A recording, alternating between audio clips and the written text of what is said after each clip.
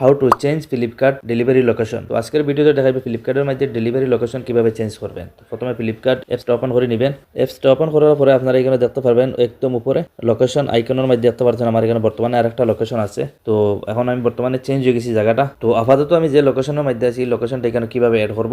তো new location add করার জন্য দেখতে পারবেন সিলেক্ট ডেলিভারি লোকেশন একদম উপরে, এটাতে ক্লিক করবেন।